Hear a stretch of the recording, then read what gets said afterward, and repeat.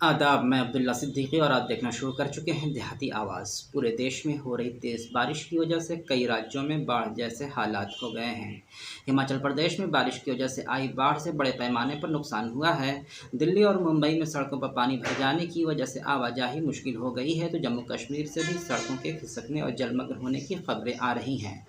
आपको बता दें कि इन आपदाओं से निपटने के लिए हर साल सरकार की तरफ से बजट आवंटित होता है, ताकि आपदाओं से होने वाले नुकसान को कम किया जा सके या रोका जा सके। अभी हाल ही में केंद्रीय गृह मंत्री अमित शाह ने आपदा प्रबंधन के लिए 8,000 करोड़ रुपए से अधिक की 3 प्रमुख योजनाओं की घोषणा की है, जिसमें से राज्यों में आपदा प्रबंधन की आधुनिक सेवाओं और उसके विस्तार के लिए 5,000 करोड़ रुपए खर्च किए जाएंगे। 2500 करोड़ रुपए का इस्तेमाल मुंबई, चेन्नई, कोलकाता, बेंगलुरु, हैदराबाद, अहमदाबाद और पुणे जैसे शहरों में बाढ़ के खतरे को कम करने के लिए किया जाएगा। इसके अलावा राष्ट्रीय भूस्खलन जोखिम शमन योजना के तहत 825 करोड़ रुपए 17 राज्यों और केंद्र शासित प्रदेशों के लिए खर्च किए जाएंगे। इतना पैसा खर्च करने के बावजूद भी अगर आपदाओं से निपटने में अगर हम कामयाब नहीं हो पा रहे हैं, तो कहीं ना कहीं खामी ज़रूर है। आइए इन मुद्दों पर बात करते हैं। इन मुद्दों पर बात करने के लिए हमारे साथ मौजूद हैं अरशद उमर, जो कि पत्रकार हैं। प्राकृतिक आपदाओं को इन्होंने काफ़ी कवर किया है, साथ ही आपदा प्रबंधन के क्षेत्र में काम भी किया है। आज के एपिसोड में आपदा प्रबंधन से जुड़ी समस्याओं को समझने का प्रयास करेंगे। अरशद जी, देहाती आवाज़ में आपका बहुत बहुत स्वागत है। अरशद जी, ये बताइए कि वर्तमान समय में आपदा प्रबंधन की क्या स्थिति है? क्योंकि हम देख रहे हैं कि हजारों करोड़ खर्च करने के बावजूद हम आपदाओं से हो रहे नुकसान को कम नहीं कर पा रहे हैं। देखिए अब्दुल्ला जी, आपदा से होने वाले नुकसान को कमी तो आई है, बहुत कमी आई है। और इस संदर्भ में भारत सरकार ने जो एक्ट बनाया डिजास्टर मैनेजमेंट को लेके, उसकी वजह से काफी चीजों को सिस्टमाइज तरीके से काम हो रहा है। लेकिन हाँ, आप ये कह सकते हैं कि उस काम में गति जो है थोड़ी कम है, या उसकी गुणवत्ता को लेके सवाल हो सकता है। हर एक का अपना अपना पॉइंट ऑफ व्यू है देखने और समझने का। लेकिन आपदा से होने वाले नुकसान में तो निश्चित रूप से कमी तो आई है, ये तो इसमें कोई दो राय नहीं है। लेकिन वर्तमान में बारिश की वजह से आई आपदाओं को देखकर लगता है कि समस्याएं तो कहीं ना कहीं हैं। देखिए, अगर हम बहुत ही मतलब कि एक जनरल वे में बात करें, तो अभी हाल ही के कुछ वर्षों में प्रत्येक जिले में डिस्ट्रिक्ट डिजास्टर प्रोफेशनल के लिए वैकेंसी आई थी, वो संविदा पे।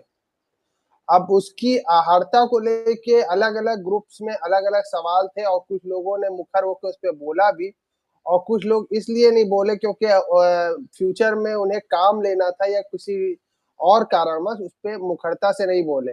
जैसे उसकी आहर्ता पे आपको अगर याद हो तो थोड़ा बताइए, तो फिर हम उसको उस पे थोड़ी-सी अपनी पॉइंट ऑफ व्यू दे सकते हैं कि हमारा क्या व्यू था उस पे।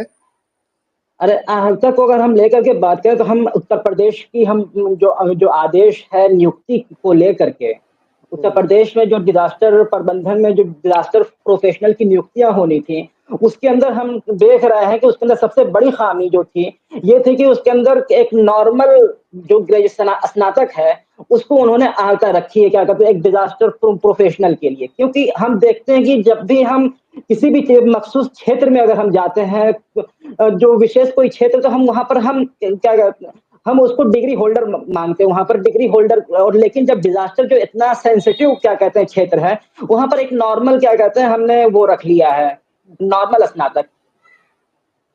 देखिए, जो इस पर आप क्या जिस कहेंगे आप? जिस आप शासन आदेश की बात कर रहे हैं, मेरे ख्याल से या वो नियुक्ति के संदर्भ में जो भी था, जहाँ तक हम्म। मुझे याद पड़ रहा है उसमें स्नातक के साथ में डिप्लोमा और डिग्री की भी बात की गई थी। लेकिन एक बात ये है कि कितने डिग्री धारक जो हैं, जो PG post graduate disaster management पे थे, उनको कितने लोगों को मौका दिया गया, या उनकी नियुक्ति कितने लोगों की हुई, अगर पूरे प्रदेश और पूरे देश की बात की जाए। और स्नातक जो हैं उनको भी नियुक्त करना कोई खराब बात नहीं, लेकिन उनके लिए कम से कम 1 साल का गवर्नमेंट अपने तरफ से उनकी ट्रेनिंग प्रोवाइड करे। अगरचे स्नातक या डिप्लोमा होल्डर को नियुक्त कर रहे हैं, उसमें भी अच्छी बात है, उनको ही मौका मिलना चाहिए। लेकिन उसमें जैसे लबासना जैसे इंस्टीट्यूट में उनको 1 साल रेजिडेंशियल ट्रेनिंग प्रोवाइड करना चाहिए डिजास्टर मैनेजमेंट को लेके। तब वो कम से कम वो पीजी के जो है लेवल पे जो लोग करके आ रहे हैं पोस्ट ग्रेजुएशन डिजास्टर मैनेजमेंट में, उनके बराबर वो खड़े हो पाएंगे। नहीं तो वो क्या काम लेकिन करेगा। लेकिन अर्षद जी, एक चीज यहाँ पर मैं कह रहा हूँ, एक बंदा वो है जो नॉर्मल की किसी अलग फील्ड में उसको क्या कहते हैं स्पेशलाइजेशन है, और एक बंदा वो है जो एक उसी जिस फील्ड में उसको नियुक्ति ना उसी फील्ड में स्पेशलाइजेशन है। तो कहीं उस बंदे के साथ ना इंसाफी नहीं हो रही है जो क्या कहते हैं वो एक डिप्लोमा करके या डिग्री लेकर के आ रहा है, और एक बंदा है जो जिसके पास उस फील्ड की डिग्री नहीं है, तो उसके साथ में कहीं क्या कहते हैं वो तो नहीं, ना इंसाफी नहीं हो रही है इस तरह से अगर देखें देखिए तो। देखिए अब्दुल्ला जी, जो पोस्ट ग्रेजुएट डिग्री अगर किसी विषय में कोई भी लड़का या लड़की ले रहा है तो बहुत सोच समझ के लेता है, क्योंकि ग्रेजुएशन तक की पढ़ाई तो फिर भी माँ बाप करवा देते हैं, कुछ लोग के करवाते हैं कुछ लोग, लेकिन पोस्ट ग्रेजुएट मोस्टली जो है वो बच्चे खुद ही करते हैं। जब आप पोस्ट ग्रेजुएशन की डिग्री ले रहे हैं तो किसी फील्ड में खास फील्ड ले रहे हैं और किसी मकसद के तहत ले रहे हैं कि कोई निश्चित उद्देश्य होगा जब भी आप उस डिग्री को ले रहे हैं। यही वजह है कि जो प्रशिक्षित और या कह सकते हैं कि शिक्षित जो है, जो विषय विशेष में क्वालिफाइड होने के बावजूद भी जो है अनएम्प्लॉयमेंट का रेट बढ़ता जा रहा है। भाई अगर उसने मान लीजिए कि दिल्ली से, बॉम्बे से या गुजरात से किसी प्रदेश से या उत्तर प्रदेश से किसी भी यूनिवर्सिटी कॉलेज से उसने डिजास्टर मैनेजमेंट की डिग्री ली पीजी की, चाहे वो क्या कहते हैं एमबीए हो, चाहे एमएससी हो, चाहे एमए हो। अब उसको जॉब ना दे के आपने एक साधारण बीए, बीएससी, बीकॉम वाले को वरीयता दे दी, या उसको नजरअंदाज कर दी उसकी डिग्री को, या आपने किसी ऐसे ही डिप्लोमा होल्डर को दे दी, तो उसका उसका तो उद्देश्य खत्म हो गया। तो या तो वो जो मास्टर डिग्री या पीएचडी हो रहे हैं जो विषय विशेष में, तो उनको बंद कर देना चाहिए, क्योंकि उससे स्टूडेंट का टाइम भी बचेगा और उसके अलावा उसकी एनर्जी और जो पैसा वो भी बचेगा, और वो भी दिशा भ्रमित नहीं होगा। उसे मालूम है कि डिप्लोमा करना है, मुझे मिल जाना है, तो वो काहे के लिए डिग्री और आगे की पीएचडी वगैरह के लिए जाए। एक डिजास्टर की वजह से जो समस्याएं आ रही हैं, बहुत सारी समस्याएं उत्पन्न हो रही हैं। एजुकेशन की समस्या, जैसे कि जैसे भारी बारिश की वजह से बहुत सारी जगहों पर स्कूल बंद कर दिए गए हैं, जैसे दिल्ली वगैरह में। तो ये जो नुकसान हो रहा है इसका जिम्मेदार कौन है? प्रशासन या गवर्नमेंट, शासन, कौन इसका जिम्मेदार होगा? देखिए ये जिम्मेदारी किसी एक व्यक्ति की नहीं है, ये संयुक्त रूप से सभी हमारी आपकी सबकी जिम्मेदारी है। लेकिन उसमें मुख्य रूप से हम जो बात करें, जो उसकी जो योजना बनती है, जो या कहने के जो पॉलिसी बनती है, अगर वो पॉलिसी ही सही तरह से बन जाए और उसमें गैप्स ना हो तो चीजें जो है और अच्छी तरह से इम्प्लीमेंट हो जाएंगी। उदाहरण के तौर पर जैसे आपने बात की थी अभी अहर्ता को लेके, उसी में जो है आप अगर देखेंगे उस लेटर में तो 3 साल का आपदा प्रबंधन में, आपदा विषय में शायद मेरे ख्याल से एक्सपीरियंस भी मांगा गया है। जी जी जी जी, अगर मैं गलत हूं तो करेक्ट कर दिएगा, ठीक है। जी। तो अब वो आपदा विषय में वो क्लियर नहीं है कि वो आपदा के क्षेत्र में उसका एक्सपीरियंस जो है एक एनिमेटर के रूप में है या सोशल मोबिलाइजर के रूप में है जो गांव और वार्ड लेवल पे स्तर पे काम करता है, या एग्जीक्यूटिव लेवल पे है, या उससे भी ऊपर टीम लीडर या कोऑर्डिनेटर के लेवल का, किस लेवल का एक्सपीरियंस मांगा है। और वो एक्सपीरियंस जो है वो पेड होना चाहिए या अनपेड होना चाहिए। क्या ये जी वॉलेंट्री एक्सपीरियंस है कि मतलब कि साल में 2 मरतबा चलेगा और मॉक ड्रिल या कुछ थोड़ा-सा अवेयरनेस कर रहा है और चले आए, वो भी एक्सपीरियंस है? तो ऐसा भी एक्सपीरियंस हो सकता है, ऐसा भी तो हो सकता है कि अगर 3 साल एक तो स्नातक मांगे नॉर्मल, अगर उसके साथ में अगर हम 3 साल का एक्सपीरियंस मांग रहे हैं, तो ऐसा भी हो सकता है अगर हमारे पास एक्सपीरियंस नहीं है, हमने एक डुप्लीकेट बना लिया है, एक बाजार से गए 50 रुपए की एक मोहर खरीद के ला ली है किसी कहीं की और बना के पेश कर दी, ये भी तो हो सकता है।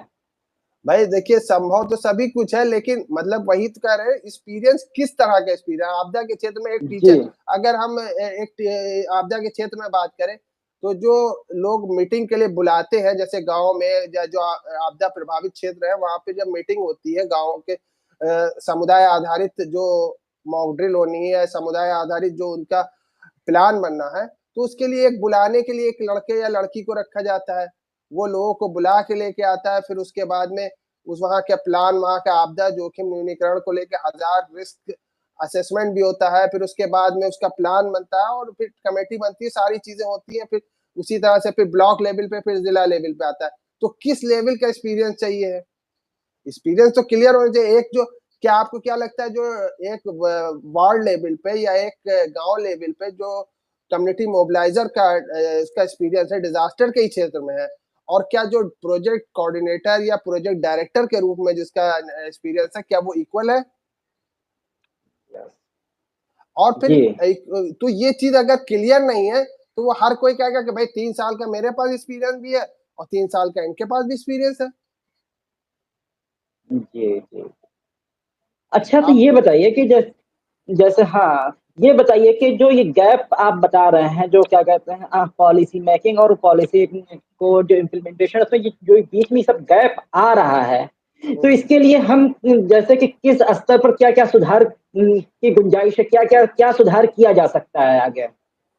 मेरा तो सुझाव यही रहेगा कि अगर डिस्ट्रिक्ट डिजास्टर प्रोफेशनल की बात करें या स्टेट पे जो डिजास्टर से संबंधित विभाग के लोग हैं, उनकी अहर्ता को लेकर अगर हम बात करें तो सबसे पहले कम से कम मास्टर डिग्री तो होनी चाहिए डिजास्टर में, खास करके डिजास्टर में, और फिर उसके अलावा पीएचडी हो तो बहुत अच्छी बात है, क्योंकि आपको डॉक्यूमेंटेशन इसको इसमें एक चीज और हम यहाँ ऐड करना चाहेंगे, जैसे कि कई स्तर हैं, जैसे कि ब्लॉक स्तर, डिस्ट्रिक्ट स्तर, स्टेट और सेंट्रल। तो ब्लॉक स्तर की क्या अहर्ता होनी चाहिए? ब्लॉक स्तर पे डिप्लोमा होल्डर चल सकता है, हालांकि बहुत से ऐसे ब्लॉक हैं जो बहुत सेंसिटिव हैं, जहाँ पे रिस्क और वर्नेबिलिटी का रेशियो बहुत ज्यादा है इन टर्म्स ऑफ डिजास्टर और इमरजेंसी सिचुएशन। तो वहां पे आप जो है मतलब कि आपको प्रोफेशनल जो डिजास्टर प्रोफेशनल है अगर ब्लॉक लेवल का भी, तो उसको भी मास्टर ही रखना पड़ेगा, और अगर सम्मानजनक पे भी देना पड़ेगा, क्योंकि लाइफ एंड डेथ का सवाल होता है अगर आदमी जरा सा चूका नहीं। हालांकि जो रिस्पांस टीम होती है वो अलग होती है, रेस्क्यू के लिए अलग होते हैं लोग, लेकिन बावजूद इसके क्योंकि जब आदमी इंटेंशनली इन्वॉल्व होता है 24/7 हो जाता है वो। अगर किसी भी क्षेत्र में अगर आपदा आ गई, कोई भी भूस्खलन हुआ या बाढ़ हो गई या मतलब कि आपका अर्थक्वेक हो गया, तो उस दौरान वो एकदम 24/7 हो जाता है, और जरा से चूके नहीं कि गए नहीं, मतलब कि सीधे सीधे भगवान को, अल्लाह को, गॉड को प्यारे हो जाते हैं। जी। अरशद जी, देहाती आवाज़ को टाइम देने के लिए शुक्रिया। जो भी दर्शक इस वीडियो को देख रहे हैं, कमेंट बॉक्स में ज़रूर बताएं कि आपदा प्रबंधक जैसे संवेदनशील पद की अर्हता क्या होनी चाहिए। धन्यवाद।